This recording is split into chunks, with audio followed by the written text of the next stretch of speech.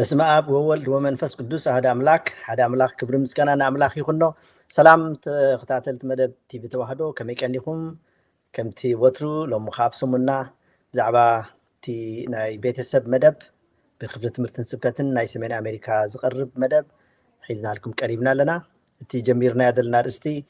ንቅድመ መርዓ ዝግበር ምኽሪ ብዝብል እዩ። ከምቲ ኩሉ ግዜ ንብሎ ከዓ እዚ ትምህርቲ እዚ ንኩሎም ኣብ ሓዳር ዘለዉ ወይ ናብ ሓዳር ክገብሩ ዝማጣጠሩን ናብኡ ከዓ ዝጓዓዙ ዘለውን መፃምድቲ ሓሊፉ ንኩሎም ኣብ ሓዳር ዘለና እንተሎ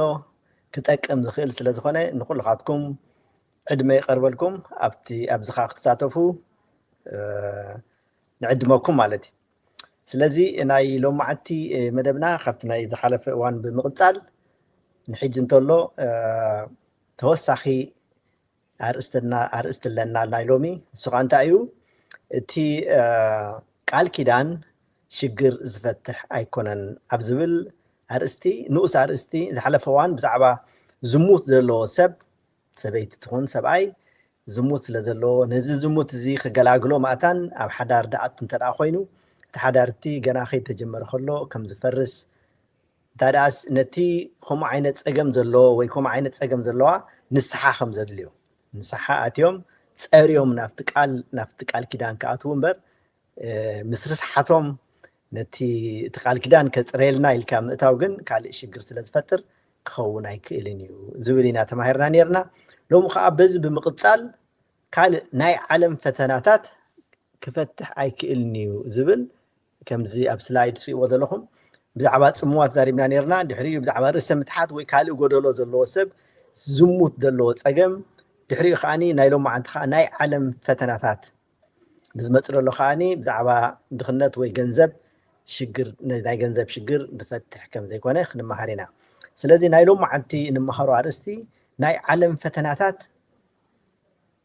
ቃል ኪዳን ብምእሳር ወይ ኣብ ቃል ኪዳን ስለነኣቱ እዚ ናይ ዓለም ፈተናታት እዚ እቲ ቃል ኪዳን ካብኡ ክገላግለና እዩ ወይ ካብኡ ከድሕነና እዩ ኢልና እንተ ደኣ ናብቲ ቃል ኪዳን ኣቲና እቲ ቃል ኪዳን እቲ ናይ ምፍራስ ዕድሉ ልዑል እዩ ዝኸውን። ስለዚ እምበኣር ነዚ ነገር እዚ ኣቐዲምና ክንፈልጦ እሞ ፈሊጥና ከዓ ፈውሲ ወይ መድሃኒት ክንደልየሉ ግድን ይኸውን ማለት እዩ። ስለዚ እምበኣር ናይ ሎማዓንቲ ርእስና እታ ንኡሳ ርእስቲ እንታይ እዩ? እቲ እዚ ንብሎ ዘለና ናይ ዓለም ፈተናታት ቃል ኪዳን ከድሕነና ኣይክእልን እዩ። ኣብ ዓለም ዘለና ፈተናታት ብቃል ኪዳን ስለ ዝኣተና ነቲ ዘለና ነቲ ቃል ኪዳንና ከፅናዓልና ወይ ከዓ ነቲ ዘለና ሽግራት ናይ ዓለም ፈተናታት ዝበልናዮ ካብኡ ክገላግለና እኽእል እዩ ዝብል ዘሎ እምነት ጌጋ ምዃኑ ንምብራህ ዝኣክል ማለት እዩ። ከምቲ ቅድሚ ሕጂ ዝሓበርናዮ ገና ኣብቲ ቀንዲ ዕላማ ናይቲ ትምህርትና ኣይበፃሕናን ዘለና። ጥራሕ ሕጂ ንገብሮ ዘለና እንታይ ንምንታይ ኢና መርዓ ንኣቱ? ኣድላይነት ናይ መርዓ እንታይ እዩ? እቲ መርዓ እንታይ ከጠቃልል ክኽእል ኣለዎ? እንታይ ከይንኡ ሓደጋ ክመፀሉ ዝኽእል ድብል ዘሎ ኢና ንዛረብ ዘለና። እቲ ቀንዲ ዕላማ ንበፅሖ ደሊና ዘለና ግን ናይ ሰብኣይን ናይ ሰበይትን ባህርያት ንምግላፅ እሞ ነዚታት ገሊፅና ከዓ ነቲ ክመፅእ ዝኽእል ሽግራት ፈውሲ ንምርካብ ወይ ከዓ ካብኡ ንምድሓን ዝብል መንገዲ ሒዝና ኢና ንኸይድ ዘለና። እምበኣር ናይ ሎማዓንቲ ናይ ዓለም ፈተናታት ከድሕነና ኣይክእልኒ ትብል ኣላ ንኡስ ኣርእስቲ እንታይ ክንብል እንደሊ ማለት እዩ? እንታይ እዮም እቶም ናይ ዓለም ፈተናታት ዝበሃሉ ዘለዉ ዓይነት እዮም ንሳቶም? እስኪ ንርኣዮም በብሓደ። ነዚ ክሕግዘና ዝኽእል ኣብ ቀዳማይ ዮሃንስ ንሪኣና ከምዚ ቀዳማይ ዮሃንስ ምዕራፍ 2 ቁፅሪ 16 ደሎ ክንርኢ እደሊ ማለት እዩ። ኣብ ቀዳማይ ዮሃንስ ምዕራፍ 2 ቁፅሪ 16 እንታይ ይብለና? ኩሉ እቲ ኣብ ዓለም ዘሎ ፍትወት ስጋን ፍትወት ኣዒንትን ንብረት ትዕቢትን እዚ ካብ ዓለም እዩ እምበር ካብ ኣቦስ ኣይኮነን ኢሉ 3 ነጥብታት ኣብዚኣ ኣቐሚጥልና ኣሎ። ንሳተን ከ እንታይ እየን? ፍትወት ስጋ፣ ፍትወት ኣዒንቲ፣ نبرت عينتن نبرتن نبرت تعبيتن تعبيت فتوة عينتي فتوة السقع إذن ثلاثة نقرات زين عم يتقلنا الله أب قدام يوحنس أبزينا تانا لو معت تمرتي كتتكر مالي ስለዚህ በታናይ ፍትወት ስጋ ትብለላ ንጀምር ጥቅም ሕጂ ዘልዓልናዮ ዝሓለፈ ሰሙን ብዛዕባ ጽምዋ ብዛዕባ ዝሙት አልዒልና ነርና ሎሚ ኸ ንልዕሎ እንታይ ብዛዕባ ፍትወት ስጋ ክንብል ከለና ንኣብነት ነፍስኻ ምፍታው ነፍስኻ ሰልፊሽ ስሱዕ ምዃን ማለት ነፍስኻ ጥራሕ ተዘይኮይኑ በር ንኻልእ ሓልዮት ዘይምህላው ክንብል ንኽእል ካልእ ስንፈት ኣሎ ስንፍና እንታይ እግዚኣብሔር ሰብ ሰነፍ ኣይኮነን ሰራሕተኛ ኣይ ሁርኩቲ ሰነፍ ዝኾነ ስንፍና ዘጥቅዖኻ ናይ ሰይጣን ስለዚ እዚ እውን ሓደ ካብቲ ፍትወት ስጋ ማለት እዩ መልሽና እውን ካልኦት እውን ኣሎ ወልፍን ኣብነት ወልፍ ናይ መድሃኒት ክኾን ይኽእል ወልፍ ናይ መስተ ክኾን ይኽእል ወልፍ ናይ ጣላዕ ክኾን ይኽእል ኮታስ ወልፍ ማለት ንነብስኻ ዝገዝኣካ እሞ በቲ ወልፊ ከዓ ትግዛእ ጉዝኡ ናይቲ ወልፊ ወይ ባርያ ናይቲ ወልፊ ትኾነሉ መገዲ ማለት እዩ ስለዚ ሓደ ሰብ ነፍሱ ዝፈቱ እታ ሰበይቲ ትመፅለላ ንሳ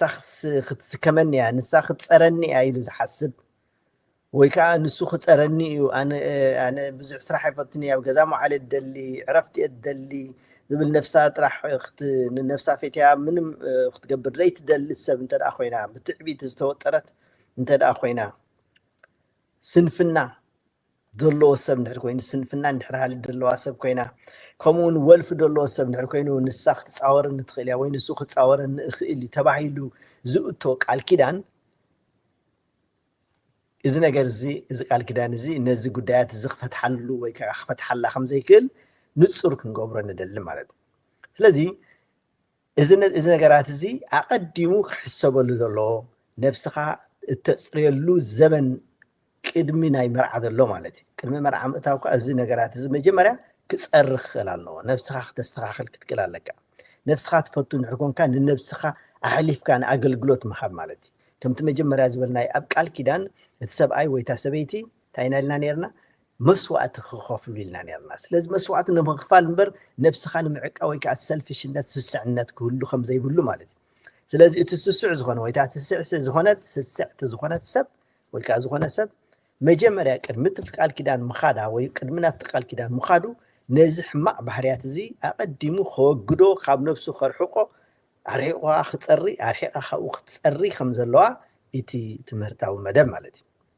ለዚ ነብስና ክንፍትሽ የድልየና ማለት እዩ ካብኡ ሰጊርና ስንፍና ዘለዎ ሰብ ርክሰት ዘለዎ ሰብ እንድሕር ኮይኑ ከዓ እንታይ ይኸውን ኣለዎ ስንፍንኡ ኣቐዲሙ ከልግሶ ክኽእል ኣለዎ ርክሰቱ ከልግሶ ክኽእል ኣለዎ ናይ ወልፊ ጠባይ ዘለዎ እንተኾነ ኮይኑ ወልፉ መጀመርያ ከልግስ ክኽእል ኣለዎ ምስ ተመርዓኹ ወልፈይ ክገድፈ እየ ምስ ተመርዓኹ ህርኩት ሰራሕተኛ ክኸውን ይኽእል እየ ቃል ኪዳን ምስ ኣሰርኩ ዘለኒ ርክሰት ናይ ሰውነተይ ከርሕቆ እኽእል እየ ዝብል ወይ ከዓ ከምኡ ኢላ እትብል ሰበይቲ እዚ ነገራት እዚ ክመፀላ ከም ዘይክእል ወይ ከዓ እቲ ሰብኣይ እዚ ነገራት ዝኮነሉ ከም ዘይክእል ብእዋኑ ፈሊጡ ነብሱ ኣፅሪ ወይ ከዓ ንሳ እውን እንተኾነ ነብሳ ኣፅሪያ ክትኣቱ ከም ዘለዋ ኣገዳሲ ይኸውን ማለት እዩ ስለዚ እቶም ኣብቲ ቃል ኪዳን ደይኣትኹም ዘለኹም ሰባት ነዚ ነገራት እዚ ቀስ ኢልኩም ክትሓስብሉ ኣዝዩ ክትሓስብሉ ከም ዘለኩም ማለት እዩ ንመስዋዕትነት ዳልኩም ክትዳለዉ እምበር ንነብስኩም ዘለኩም ንነብስኻ ጥራሕ ኣልዕሊካ ምርኣይ ወይ ንነብስኻ ጥራሕ ኣልዕሊካ ጥራሕ ምርኣይ ዝብል ዘሎ ነገር ክኸውን ከም ዘይክእል ቃል ኪዳን እቲ ክፈርስ ከም ዝኽእል እቲ እዚ ቃል ኪዳን እዚ ነዚ ክዕርዮ ኣይክእልን እንታይ ደኣስ ኣብ ውሽጢ ኮይኑ ከም ቁንቁን ነበሊዑ ሽዑን እኳ እንተዘይፈረሰ እውን ቀስ እንዳገበረና ምፍራስ ገፁ ኸይድ ከም ዝኽእል ድሕሪኡ እውን ክዓቢ ክኢሉ ከም ዝስበር ክንርዳእ ይግባእ ማለት እዩ ስለዚ ኣብ ቃል ኪዳን ክንኣቱ ከለና ነፍስና ኣፅዲና ነፍስና ኣስተኻኺልና እቲ ዘለና ድኽመት ናይ ፍትወት ስጋ ኣርሒቕና ናብኡ ክንኣቱ ከም ዘለና እቲ ቤተክርስትያንና እተምህረና ዘላ ትምህርቲ ማለት እዩ ካብኡ ቀፂሉ ቅዱስ ዮሃንስ ዘለዓሉ ንኻ እንታይ ፍትወት ኣዒንትና ዝሪኦ ማለት እዩ ንኣብነት ሕጂ በዒንትና ንሪኦ እንታይ ሃብቲ ዝድልየና ፅብቕቲ መኪና ክትውለና ንደሊ ፅብቕቲ ሰበይቲ ክትህልወና ንደሊ ወይ ፅቡቕ ሰብኣይ ክህልወና ንደሊ ክህልወ ክትደሊ ትኾን ወይ ፅቡቕ ገዛ ክህልወ ክትደሊ ትኾን ፅቡቕ ስራሕ ክትደሊ ትኾን ኮታ ሕጂ ነቲ ነገራት ዝምምናይ حماقي مالت أيكونن حبت خلو كم مدلاي حتياتي مالت أيكونن جن أبقال كيدان آتيسي حبت خركبي الكان ترى تقال كيدان كم حدا مقنيات تجبره خنكا تعلم أنا يتقال كيدان شريس سحيت اللو مالتي فقرها مس السب زي كونسي فقرها مس نايتي متصامر تخاذل له حبتي يتححز له مالتي أبكند مس السب مس حدا جوز زي تحز زي شبت نجر تلاقى جوا الله مالتي سب مس سب ده له فقر دخل مرت سب مس حبتي فقر أيكلني معناته أحد يكون سب السب يخفقر دخل تجوز ده يكون نجر حساب زخون نجر مس ماكينة فقر يدخلنا صبقت ماكينة سلازلوا مس عند حرقاتيسي صبقت ماكينة خركبي اللي كان حتى أتوخن كراو صبق جزا خركبي مسؤول كان حتى أتوخنك إذا نجرزي أيكونني مالتي حدا حبت زبلنا نزي فوس انتاي دخون الله لقاس كون الله تسمالتي نزي عبي نبسو خابت زقبون لعلي تو متعطيرونا أو قلتو خير اللي زحسو ويكم متحسن تداخونا نفسها الزكة بالكم زلوها أقدي ما اختفلت أقدي مختفلت كم زلوه خون الله مالتي كالي بعين تزر أنا قلت ملكي عملك إذا مسرة قال كده عند أخذ مسرة كونكا مو أنا خفو إن حركوا ناسي نتا متعاملتي صبغت السلوز هنا تناتي كفاءة خشفنا اللي تخيل يا إلى أنت لازم حسب كوينه كوناي كلني ساون تملك عن تخوني كخيدي ويكات ملك عسون كخيدي إزي سجانا يكو زجرمكم بحكم أنتم لهم زرقاقات مالتي السجا يأرق يبسبس نام مريت كايملس كام مريتي ونام مريت ملس مريت أنت وتجب واستمريتي زبلنا كلام الله كام مريت ترقيبنا نام مريت كان ملس نحن خم حخاي متن نزس جازي كنت أجاجنو نفتن عم يترشاجن كخير خلالو يخير كاي مسوجن زي موت زي بس انتهى لنا نفسنا أيرقني نعرينا خلنا عبيت السبات دك 9 أبحقوي دك ود 9 شوعات تانيو عرفوا ود 9 شوعات كلوجن سومن زغور كوين يسمعني كم تقدم تحسوز نورك من السيد اللخو كم خين يسمع عنه شتي يبل نيرو سلازي اتي نفسي أيرقني كلهم تشك تقولوا تخليهم افتاز لكم مع دماغكم تيسمعك مع نفسه سلازي حسيبنا بتسجانا عن صباريقنا عينا نريو مالتا بحقوينة تفسير رئيسي السبع يزرع مني أنا يكون كني زبل مالتي بوشتو قوموا سلازي يسمعوا مالتي زقرمكم كأب حكمنا زعبا نفسي عين فلتنا قال معتو نجركم خون خلي نفسي أب حكمنا أي فلتني يلا نفس زبح النجر يلا سولد بلو نجر يلا عين فلتنينا عين رئيني ناون نعمل حجوالا بزي أما هتن تدوكين يدخلع مع سي نفس زقبر زول له نجر بحكمنا أي فلتني راح انت انا نفل هنا سامبو خمس تنفس لب خم تحرم دم كم زاور مستوى دخات امرو ندحر تعي كوين خمس حسب نفلت مالتي كاو حالفنا جن تا نفس تبهل لازم مع عشاء توص مع عشاء تاتو عين فلت لنا زمباريتي كاب املاح سلاز وسدنايو زي موت نفسي منفس كاسل زلنا ومس منفس املاح زرخبنا ازي زل علماو مالتي سلازم نحنا بمنفسنا سلازي موت زين ارق مماتي ترفس عين أرجنون مالتي سلزي إذا نجارات زي أقدمنا استخخيلنا نفسنا أنتوا أسرينا نتقال كده تدالينا داخنا أطول النمبر أبقى الكيدان مساعته الزلن نتساقماتن الزلن أبرات حد قال لقيو كتفعل لقيو كفتح لقيو إلكا زوتو قال كيدان تقال كيدانتي نباريت صنع خون دلو تخولو وعدي سلزي تايرا هنقبر لنا مفتحيو تدالينا نصيهنا إنا قرب زلنا مالتي كال أفتنا عينتي زمت نجر تاي سلطاني حلافنت مدلاي باور مدلاي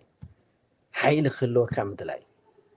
زي نجر زخاني نايب حكي ندنا السجانا نلا على زنفحنا مالتي مستتعبي تتحاز نسخ أنتاي نزخرك بالا نزخ قبر لنا خلبل كلنا أنتاي منت عقبت كنقبر كلنا مالتي يا أخلن نخنبل كنكلالنا بتستوهبنا أن أملاح كان مسجنو كنكلالنا سلازي مسجانات لماميدنا عقبت لماميدنا أنا نفتق الكيدان كان أتزلنا نمبر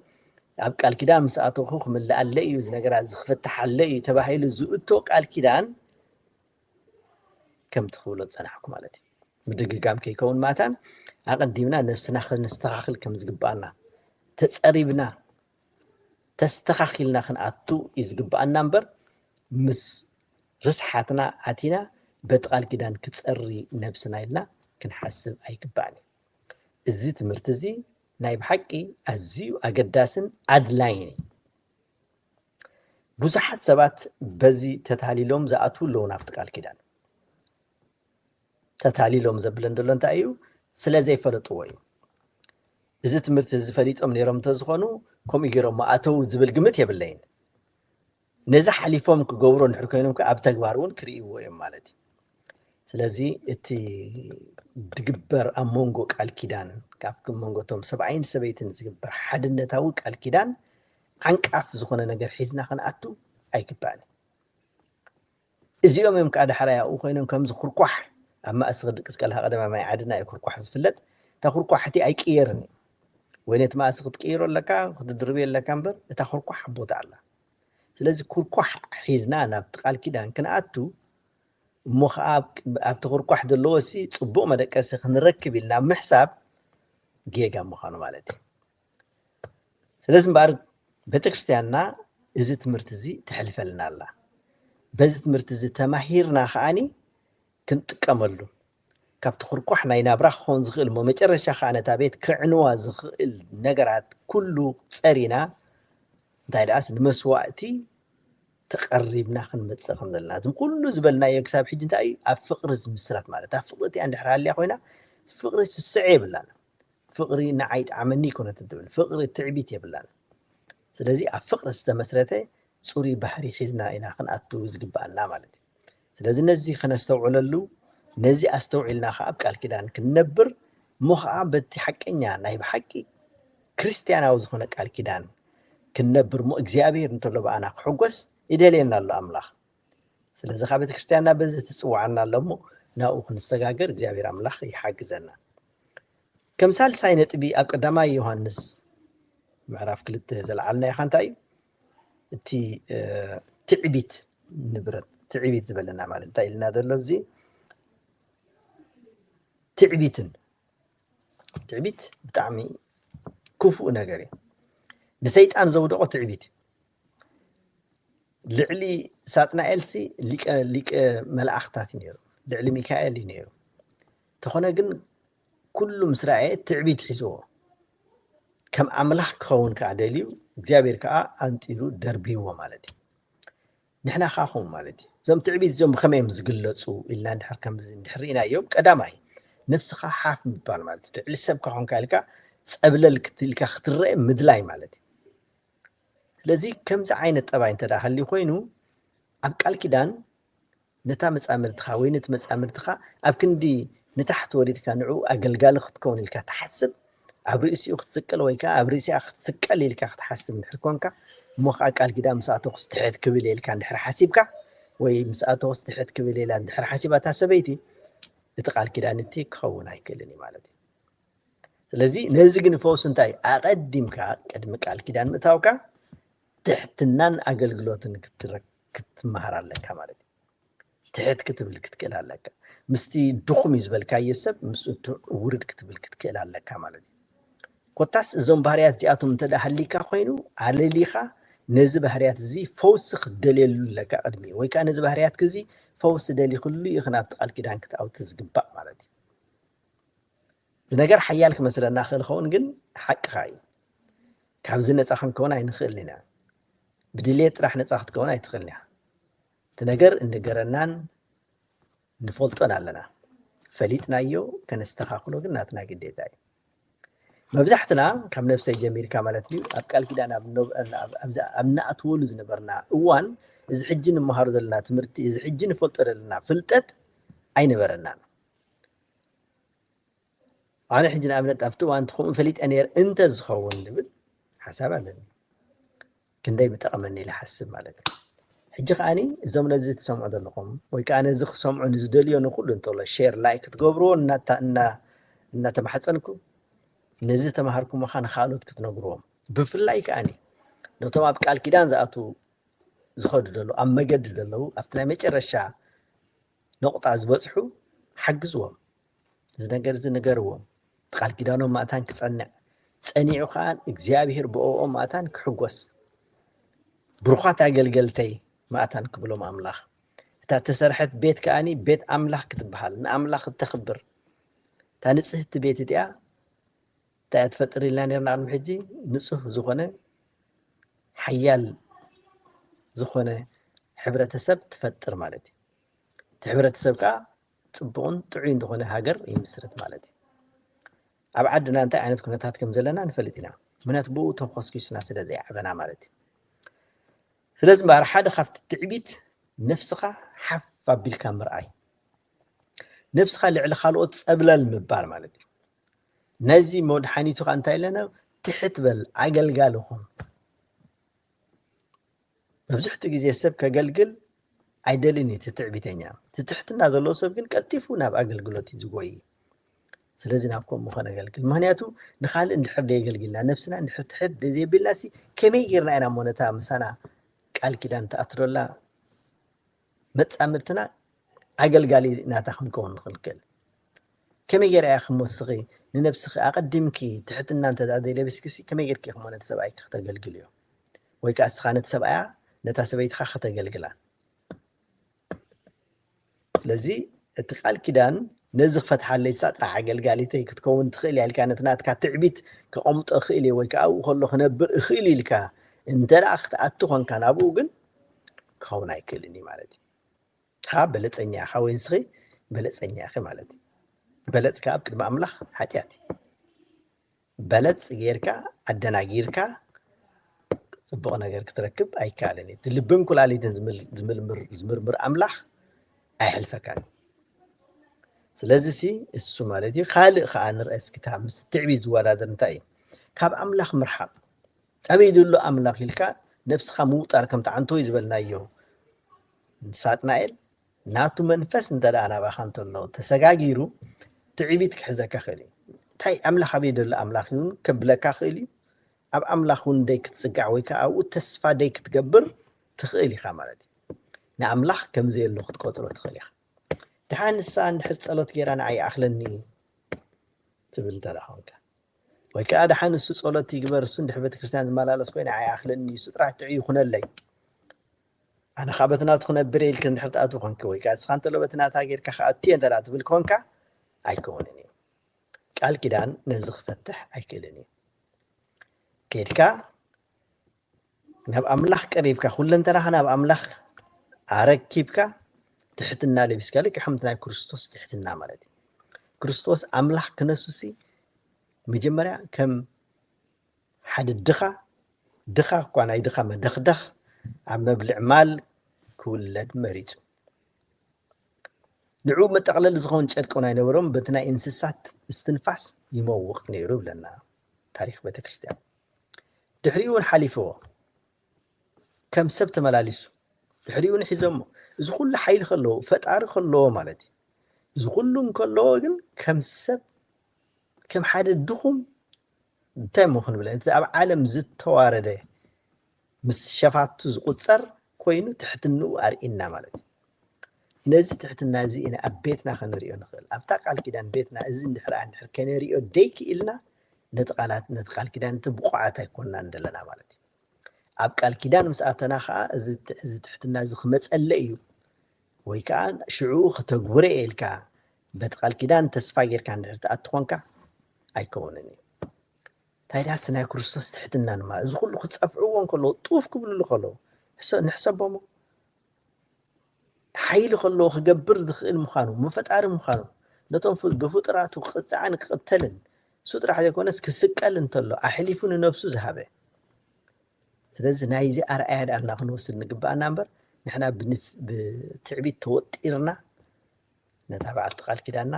ኩሉ ክትገብረለ ወይ ከዓ ንሱ ክገብረለ ኢልካ ተስፋ ምግባር ነቲ ቃል ኪዳን እቲ ደይጠቅም ምግባር ማለት እዩ ክፀንሕካ ደው ክብልካ ዳርጋ ኣይክእልን እዩ ታልሰይት ምስ ኣደልዕላ ንግድካ እንታይ ሕሉፍ ድኾነ ድልየት ንኩሉ ነገር ክትጥቕልል ምስ ስስዕ እንተሎ ዝተሓዘ ምስ ስስዕ እንተሎ ዝራኸብ ምስ ትዕቢት ተታሓይዙሲ ንኩሉ ነገር ክትጥርነፍ ንኩሉ በቃ ኣብ ልዕሊ ቸቸን ክትብል ማለት እዩ نزخ أنت أيو فقد أملاخ مقبالي وساني أمسجاني خون كام خادي مس وساني نحن خال السب كتمسجن ديك خل كون كحمي غير كحمونه تبع تخال كده كان طلع تمسجنا وكان خالق كتمسجن عند حبيت خل كون كبت زغورل كسناي ነገር እንተ ደአን أملاخ كتمسجن እንተ ደይኩን كنتسبون كتمسجن እንተ ደይክ ኢልኪ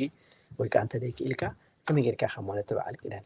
كان طلع تمسجنا ወይ ካን ንሱ خلامامدني دحان ساخت لامامدني علنا دحرنا أتوينا خا كم أخبرك أكيد إني زعل كده نسي ስለዚህ ነዚ ኩሉ ዝኽንገብር ፍቃድ ኣምላኽ ኣብ ልብና ክሰፍር እቲ ትእዛዝ ኣምላኽ ከዓ ፈለጥ ጥራሕ ዘይኮነስ ኣተግበርቲ ኮይንና እንተሎ ክንቀርብ ክንክእል እግዚኣብሔር ይደልየና ኣሎ ነዚ ኩሉ ዝተምሃርናዮ ነዚ ኩሉ እንፈልጦ ናይ እግዚኣብሔር መገዲ እውን أبينا تكبارنا نقبره أبقال كده ناي مجمرة كرمنا أبقال ندق خيرنا أبقالوت سبات مخادنا أبيتنا كنقبره يتلينا مالك سلازو زغلو فتوات سقا فتوات عند التعبيت دبلنا يوم نقرات دلعلنا يوم مالك كلهم زيهم أب كلام لا خنتاي لما زقلصو فرمنفس تبعي لهم زقلصو زون كلهم أب فرسقا تبعي لهم زون فرسقا زي أتوم نايس قاو تسيد زخون بمولهم زي أتوم زي شبوتن دلو مالتي